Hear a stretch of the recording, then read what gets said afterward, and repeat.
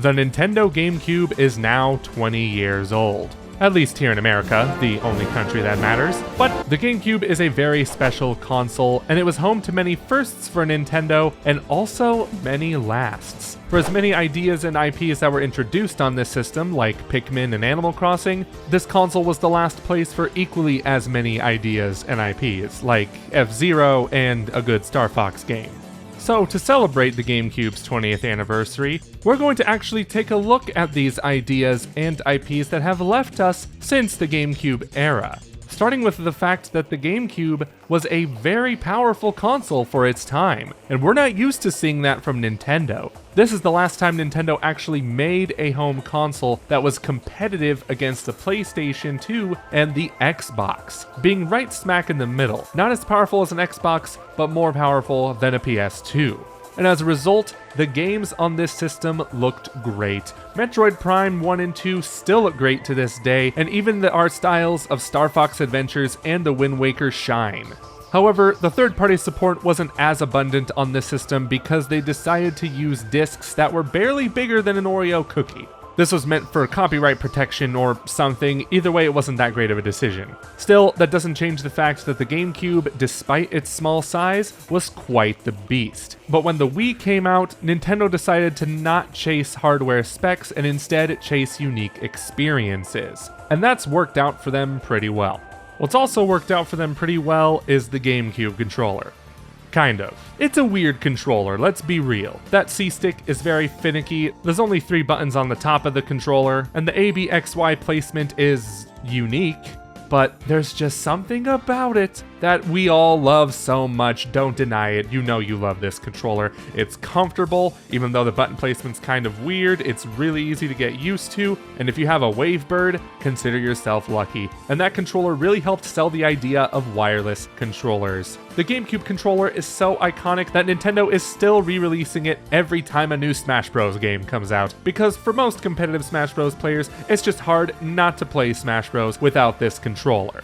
And again, it's not perfect. That C-stick is very tiny, and it's sometimes not even used for camera control in games. But Nintendo still found a way to make it a comfortable controller to use, and they even implemented some really cool ideas into it, like the analog shoulder buttons. And Nintendo still hasn't used analog shoulder buttons like this since. They were pressure sensitive, and there was a difference between lightly holding down on the L button to completely holding down on the L button. It was just revolutionary.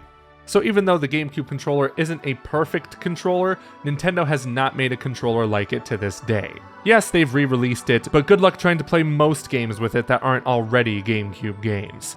And now for some sad stuff. The GameCube was the last home console to house an F.Zero game.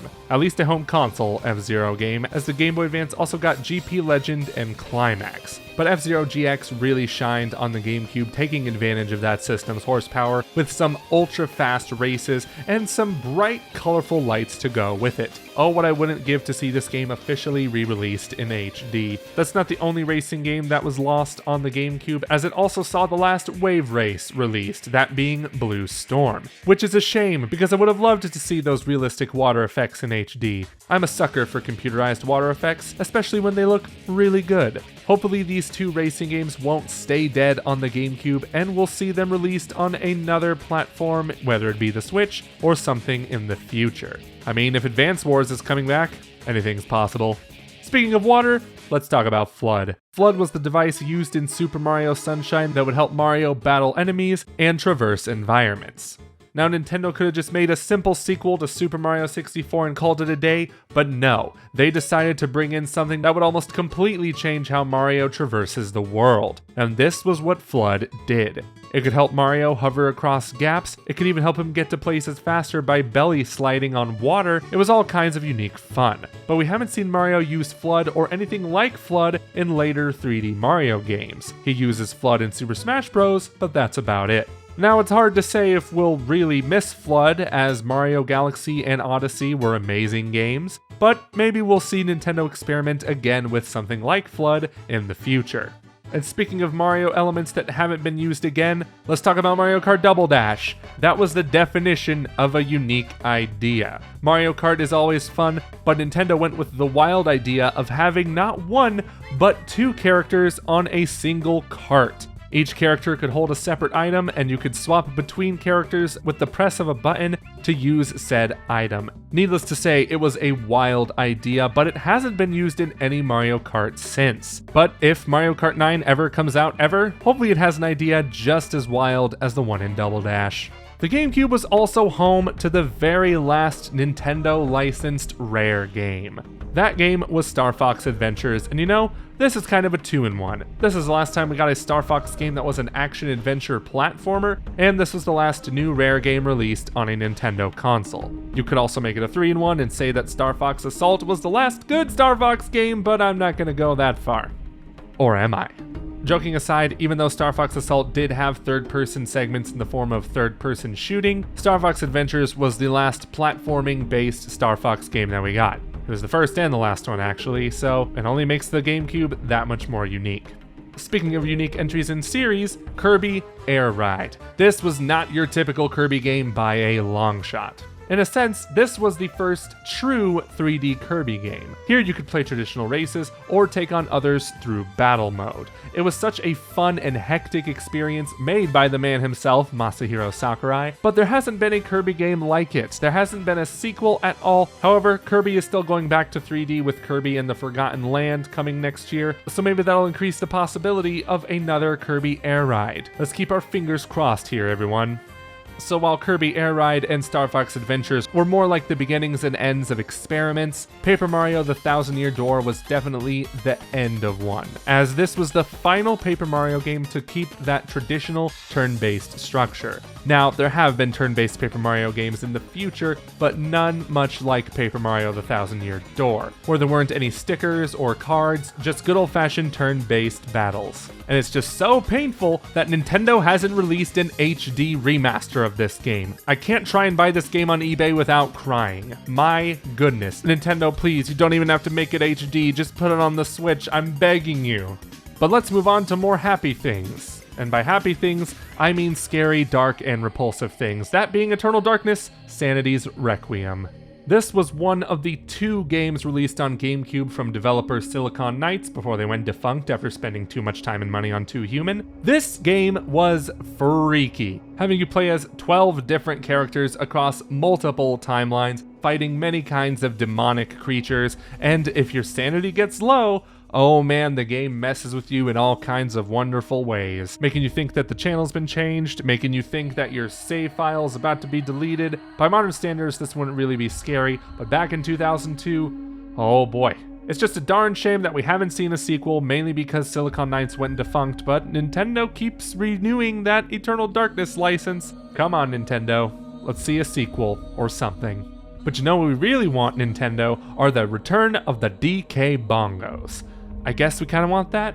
I'm not sure. But these bongos were originally used for the Donkey Konga trilogy, where you can play a selection of licensed songs through the bongos themselves that can even detect when you're clapping above them. It was really cool, but what makes them even cooler are when you use them with Donkey Kong Jungle Beat, as this was an actual 2D game where you controlled DK with the bongos themselves. It had a story, it had bosses, it was a traditional Donkey Kong game, but also not traditional thanks to the implementation of those DK bongos. And rumor has it, the same team that worked on Jungle Beat is working on a new Donkey Kong game. You think they'll bring the bongos back?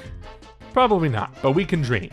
Another thing that was really unique to the GameCube was its integration with the Game Boy Advance. Future Nintendo home consoles like the Wii and Wii U would see integration with Nintendo's other handhelds at the time, like you could get Nintendo DS demos through the Wii, and you can even play Super Smash Bros. For Wii U with a Nintendo 3DS, but the Game Boy Advance's integration with the GameCube went way beyond that. You can unlock unique features in games like the Tingle Tuner in Wind Waker, and you can unlock the Fusion Suit in Metroid Prime just by linking the Game Boy Advance to the GameCube, and it doesn't just stop at the link cable. There was a Game Boy Advance player released for the system. You would plop this under your GameCube, put the GBA cartridge in there, put in the player disc into the system, and then play a Game Boy Advance game directly on your television. The GameCube's integration with the Game Boy Advance was so in-depth, and this integration did not reach the same level during the Wii, Wii U, and Switch era. Well, mainly because the Switch is a handheld and home console, but that's besides the point. Then there's Animal Crossing, which debuted on the GameCube and saw many more entries afterward, but you know what future Animal Crossing games didn't have that the first one on GameCube does? A built-in NES emulator. Through in-game means, you can get NES games like Balloon Fight, Wario's Woods, Punch-Out, Soccer, Donkey Kong, Excitebike, and more. This was a wild feature that I still can't believe to this day was implemented in a video game. And since you're playing a game within a game, it's kind of like video gameception. Finally, the last thing I want to talk about that was on the GameCube that hasn't been seen anywhere since are the Mario crossovers. Do you remember those Lilo and Stitch commercials where Stitch would just show up in Disney movies? Well, these Mario crossovers were kinda like that, as Mario and his friends would show up in games like NBA Street V3, SSX On Tour, and they even got their own Dance Dance Revolution game in the form of Mario Mix. Could this just have been Nintendo's way of advertising their IP? Most likely, yes. But they were still really cool add-ons in games that you wouldn't really expect to see Mario in. Nowadays, whenever Mario and his friends snowboard, it's usually at the Winter Olympic Games with Sonic.